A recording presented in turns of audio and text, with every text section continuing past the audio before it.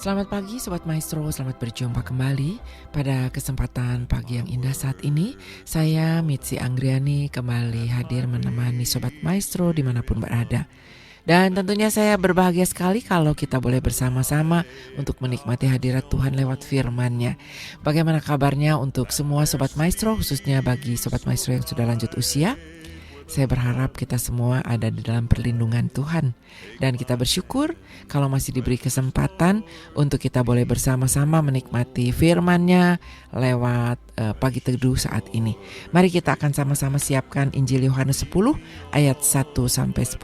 Injil Yohanes 10 ayat 1-10 kita akan siapkan bersama-sama. Sebelumnya mari kita berdoa terlebih dahulu.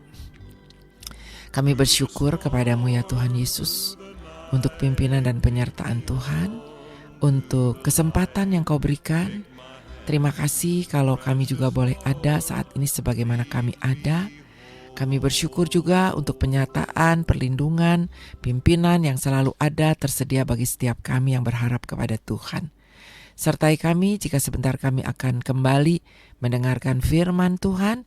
Biarlah setiap apa yang akan kami dengar boleh kami nikmati dan kami boleh hayati, kami boleh mengerti, kami boleh praktekkan dan lakukan di dalam kehidupan kami. Berbicaralah kepada kami, sucikan dan kuduskan kami dengan kuasa darah Yesus Kristus. Engkau yang akan memimpin kami, dalam nama Yesus Kristus kami mohon. Haleluya. Amin. Amin. Sobat Maestro, Injil Yohanes pasal 10 ayat 1-10 kita akan sama-sama mendengarkannya. Kalau yang sudah siap membaca dengan membuka Alkitab, mari kita sama-sama membacanya. Demikian bunyinya. Aku berkata kepadamu, sesungguhnya siapa yang masuk ke dalam kandang domba dengan tidak melalui pintu, tetapi dengan memanjat tembok, ia adalah seorang pencuri dan seorang perampok. Tetapi siapa yang masuk melalui pintu, ia adalah gembala domba. Untuk dia penjaga membuka pintu, dan domba-domba mendengarkan suaranya, dan ia memanggil domba-dombanya masing-masing menurut namanya dan menuntunnya keluar. Jika semua dombanya telah dibawanya keluar, ia berjalan di depan mereka, dan domba-domba itu mengikuti dia, karena mereka mengenal suaranya. Tetapi seorang asing pasti tidak mereka ikuti, malah mereka lari daripadanya, karena suara orang-orang asing tidak mereka kenal. Itulah yang dikatakan Yesus dalam perumpamaan kepada mereka. Tetapi mereka tidak mengerti apa maksudnya ia berkata demikian kepada mereka.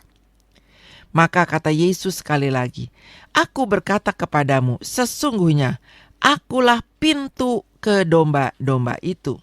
Semua orang yang datang sebelum aku adalah pencuri dan perampok, dan domba-domba itu tidak mendengarkan mereka. Akulah pintu, barang siapa masuk melalui aku, ia akan selamat, dan ia akan masuk dan keluar dan menemukan padang rumput. Pencuri datang hanya untuk mencuri dan membunuh dan membinasakan.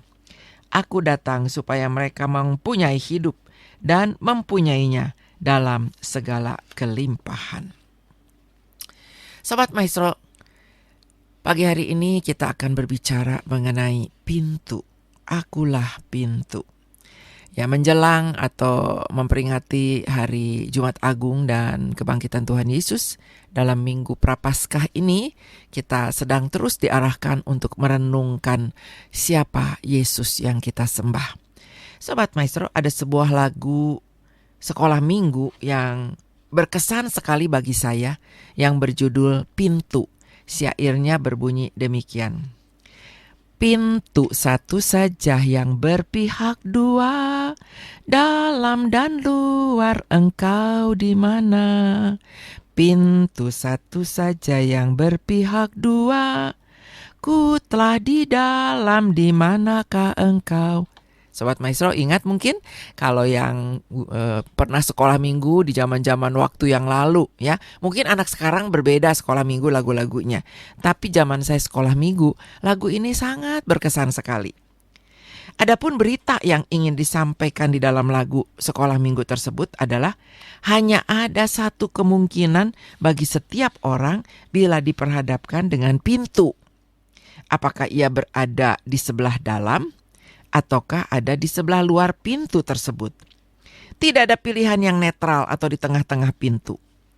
Nah, Injil Yohanes adalah sebuah Injil yang unik, Sobat Maestro. Keunikannya yang tidak ditemukan di dalam ketiga Injil sinoptik, yaitu Injil Matius, Markus, dan Lukas, yaitu pengklaim diri Tuhan Yesus yang terkenal dengan kata aku, ya, dengan kata aku. Aku sebagai contohnya, akulah terang dunia, akulah roti hidup, akulah jalan dan kebenaran dan hidup, akulah pokok anggur yang benar, akulah gembala yang baik, akulah pintu, akulah kebangkitan dan hidup, dan lain sebagainya. Sobat Maestro, dari Injil Yohanes 10 ayat 1-10 yang tadi kita sudah baca, kita mendapatkan sebuah perumpamaan alegoris yang indah dengan penekanan kebenaran yang kuat. Suatu relasi yang ditekankan Tuhan Yesus cukup variatif, yang tidak mungkin dilukiskan dengan satu pandangan. Pelayanan dan karakter Sang Penebus diungkapkan, yaitu Kristus bukan hanya seorang gembala bagi umatnya atau hanya pelindung domba-dombanya. Dia bukan sekedar guru dan pemimpin bagi para muridnya, melainkan ada relasi kebenaran ilahi yang lebih jauh, yaitu inkarnasi. Firman menjadi manusia. Dan hanya Kristus, Sang Putra inkarnasi Allah itu, yang sanggup bersabda, "Akulah pintu," sebagai sarana bagi umat manusia guna mendekatkan diri kepada Bapa dan hidup kekal. Saat ini kita akan simak uraian yang lebih lanjut melalui Injil Yohanes 10 ayat 1-10 dari sabda Yesus yang berkata, "Akulah pintu." Nah, kita akan dengar ada dua kebenaran sebagai berikut. Yang pertama, Tuhan Yesus Kristus adalah satu-satunya jalan keselamatan. Akulah pintu merupakan sebuah pernyataan kebenaran alegoris yang mengandung makna tidak ada nama lain.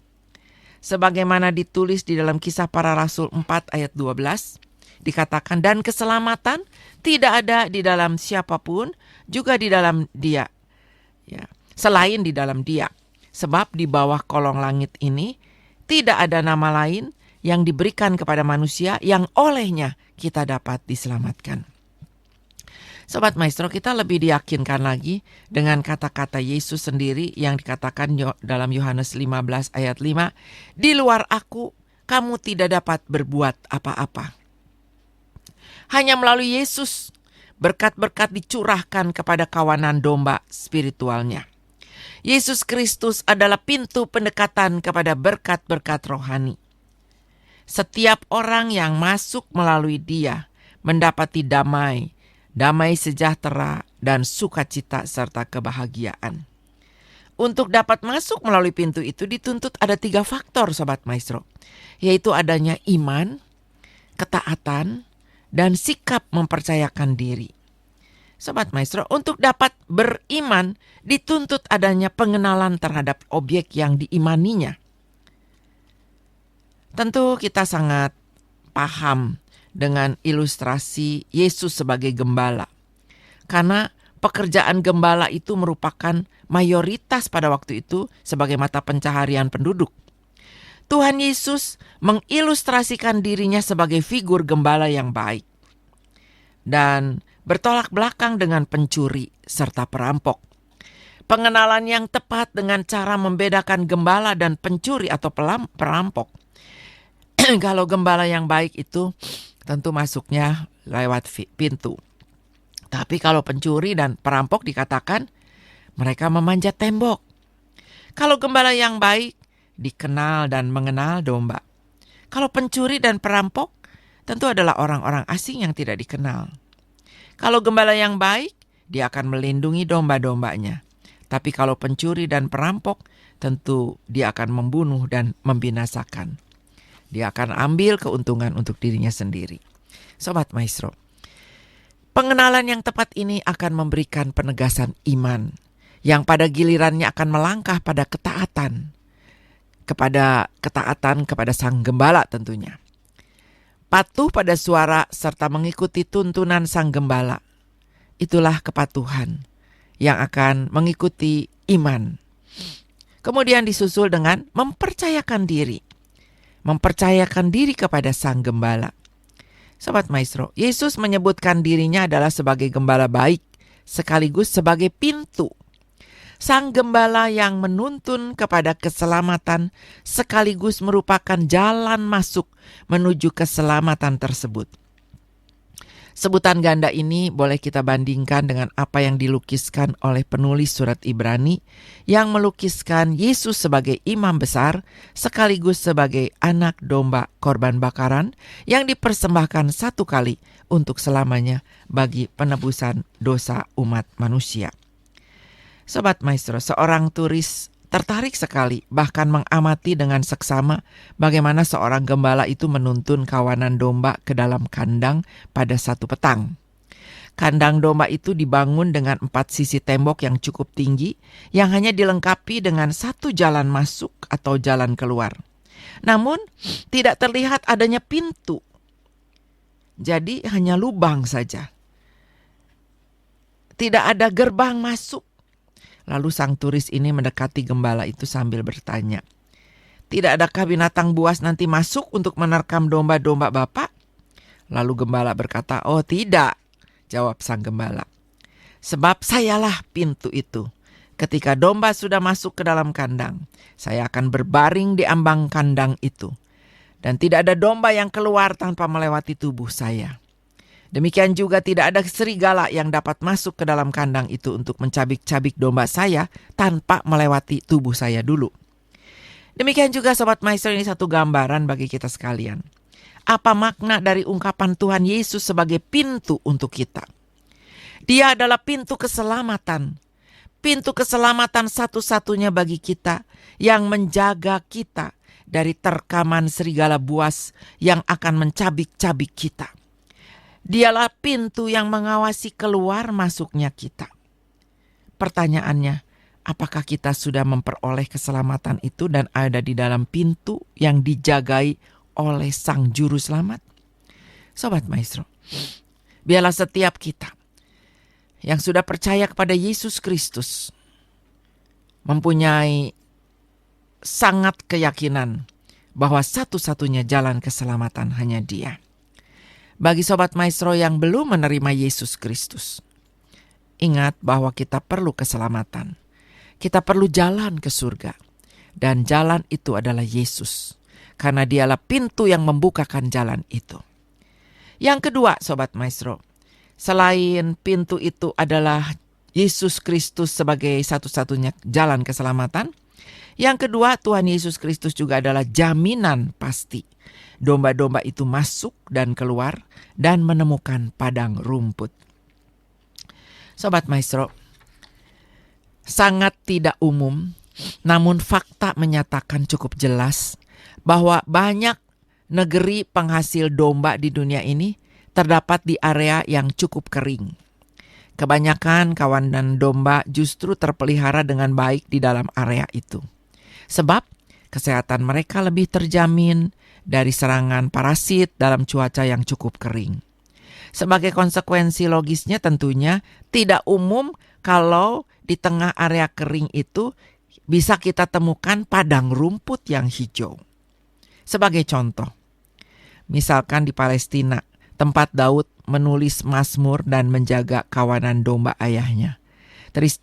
Teristimewa di dekat kota Bethlehem. Yang sudah pernah ke sana ya, mungkin bisa membayangkan di kota Bethlehem sebelum kita masuk semuanya gersang ya, tetapi ketika kita masuk daerah Yerusalem, itu merupakan sebuah negeri yang sebetulnya kering dengan terik matahari yang cukup tinggi, tetapi kenapa bisa hijau? Nah, Sobat Maestro, padang rumput hijau itu tidak timbul begitu saja secara alamiah, tetapi merupakan hasil jerih lelah yang besar, yang membutuhkan waktu, membutuhkan upaya, membutuhkan keterampilan khusus untuk mengelola tanah. Mungkin sekarang lebih canggih lagi dengan cara sistem yang luar biasa, bisa mengairi tempat yang kering dan membuat bisa tanaman-tanaman hijau ya. Padang rumput hijau yang dihasilkan dengan upaya keras menyingkirkan semak belukar, batu-batu yang bertebaran di tanah, dan menggali sekaligus melonggarkan tanah dengan cermat sebagai persiapan untuk ditanami. Ini melakukan hal yang cukup unik, ya, pengairan yang baik. Dan pada gilirannya, semua upaya ini akan menghasilkan padang rumput hijau yang subur untuk makanan kawanan domba yang digembalakan. Semua ini menggambarkan kemampuan, menggambarkan keterampilan luar biasa dari seorang gembala yang penuh perhatian. Jika kawanan domba kita menikmati enaknya rumput hijau yang segar, bahkan sebagai tempat membaringkan diri dikala merasa lelah, maka sesungguhnya ini merupakan hasil jerih payah lelah sang gembala yang penuh tanggung jawab itu. Sobat Maestro, Yesus Kristus adalah pintu, sehingga domba-dombanya terjamin menemukan padang rumput yang hijau. Padang rumput yang hijau itu penting bagi kawanan domba, Sobat Maestro. Sama seperti Allah juga menyediakan, memberikan kepada kita, ya, seperti kepada bangsa Israel, bahwa Dia menyediakan sebagai Jehovah Jireh. Dia selalu menyediakan bagi kita. Kepada bangsa Israel Dia memberikan sebuah negeri yang berlimpah susu dan madu, sebuah negeri yang diliputi sukacita dan kemenangan, serta negeri yang memuaskan untuk umatnya. Dan sebagai anak-anak Allah, Perjanjian Lama juga melukiskan bahwa umat Israel bergerak meninggalkan negeri Mesir dan masuk ke negeri Perjanjian Allah. Itu juga sebagai gambaran bagaimana Allah menuntun setiap orang yang percaya keluar dari perbudakan. Demikian juga dengan kita sebagai orang-orang yang percaya kepada Yesus Kristus. Ini menuntun kita. Yesus Kristus sebagai pintu yang menuntun kita dari kesulitan, keluar dari perbudakan dosa dan masuk ke dalam kehidupan yang berkemenangan. Kita dijanjikan kehidupan serupa itu yang hanya dimungkinkan melalui karya Yesus Kristus atas diri kita masing-masing. Sobat Maestro, betapa Kristus membersihkan kekerasan hati di dalam ketidakpercayaan manusia. Betapa Dia mencoba untuk mencabut akar-akar kepahitan hidup kita, menghancurkan kesombongan dan kebanggaan hidup kita. Kemudian Dia mencoba untuk menebarkan benih firman-Nya yang berharga itu, yang diharapkan bisa membuahkan damai sejahtera dan sukacita. Dia mengairi tanah yang kering dengan embun dan hujan, yaitu dengan kehadiran-Nya melalui Roh Kudus. Dia mempedulikan hidup kita dengan suatu kerinduan besar agar hidup kita menjadi suatu kehidupan yang produktif. Sobat Maestro, semua upaya sang gembala ini tidak lain demi kawanan dombanya sendiri, yaitu Sobat Maestro dan saya. Dia ingin melihat kita sebagai domba-dombanya menjadi puas dan kenyang dengan penyediaan rumput yang hijau dan segar. Namun sayang sekali keberdosaan manusia cenderung keluar dari padang rumput hijaunya demi menikmati daya tarik dunia di sekitar kita. Padahal berada di luar padang rumput hijaunya itu justru akan membawa kehancuran bagi hidup kita. Nah, Sobat Maestro, sebagai pintu, Kristus menjamin supaya jalan keluar masuk kita itu aman dan kita dapat menemukan padang rumput yang hijau. Ada sebuah kisah, Sobat Maestro. Pada masa Perang Dunia Pertama, sejumlah laskar Turki berdaya upaya untuk mencuri seluruh kawanan domba dari sang gembala yang sedang tidur. Peristiwa itu terjadi di sebuah area pegunungan dekat kota Yerusalem pada saat cuaca cukup hangat. Tiba-tiba sang gembala sadar bahwa kawanan dombanya sedang digiring oleh para laskar Turki untuk jauh meninggalkan gembalanya. Lalu si gembala ini menyadari ketidakberdayaan dirinya dalam menghadapi beberapa laskar Turki yang sedang mencuri dombanya, yang masing-masing bersenjata. Dia tahu jelas dengan tongkat gembalanya dia tidak mungkin mampu melawan laskar Turki yang kuat tersebut. Kemudian Sobat Maestro, Ketika menyaksikan kawanan dombanya sedang digiring menuruni pegunungan itu, lalu sang gembala berdiri sambil menangkupkan kedua telapak tangannya untuk menghasilkan bunyi alunan suara yang khas. Dengan tiada henti-hentinya, alunan suara itu mendengung, ya, terdengar di padang rumput itu. Lalu kawanan domba itu berhenti sejenak sambil mendengarkan suara khas yang dia pernah kenal dan dia suka dengar.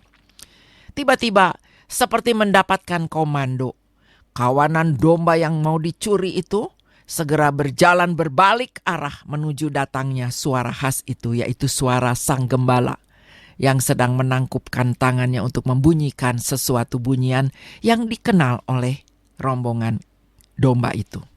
Sobat Maestro, para laskar Turki yang bersenjata itu kewalahan untuk menggiring kawanan domba itu, yang mereka lari kembali tanpa memakai senjata ampuh untuk melumpuhkan para laskar Turki tersebut. Ternyata sang gembala berhasil mendapatkan seluruh kawanan dombanya tanpa ada seekor pun yang hilang. Kawanan domba itu kembali kepada gembalanya dengan selamat karena patuh, karena mengenal baik suara sang gembala yang khas itu. Demikian juga Sobat Maestro, Tuhan Yesus berkata, domba-dombaku mendengarkan suaraku. Oh, sangat mungkin Sobat Maestro domba-domba tertipu untuk mengikuti suara pencuri atau perampok, bukan? Namun, ketika sang gembala berseru, domba-domba segera mengenal suara sang gembala dan mengikutinya. Nah, Sobat Maestro, tentu kita rindu tanpa kecuali bukan hanya menambah pengenalan kita mengenai sang gembala, tetapi juga sungguh-sungguh berada dalam pintu keselamatan. Sebab di sanalah kita terjamin untuk mendapatkan padang rumput yang hijau. Doa dan harapan kita semua tentunya, biarlah kiranya tidak ada seorang pun di antara kita yang masih terus menikmati kesenangan yang bersifat sementara di luar pintu keselamatan. Yesus Kristus, Juru Selamat kita, berada di pihak kita yang mau mencari kita, memperhatikan kita, peduli kepada kita. Mungkin sekarang kita sedang ada di luar pintu. Mungkin kita sedang melakukan sesuatu yang bukan kehendak Tuhan, di luar pintu keselamatan. Mari Sobat Maestro, kita akan kembali. Tuhan akan menolong kita. Dia sudah mati di atas kayu salib di Bukit Golgota. Apakah kita sudah menyadarinya bahwa hidup kita sudah ditebusnya? Mari kita renungkan bersama-sama. Sobat Maestro, Tuhan Yesus adalah pintu.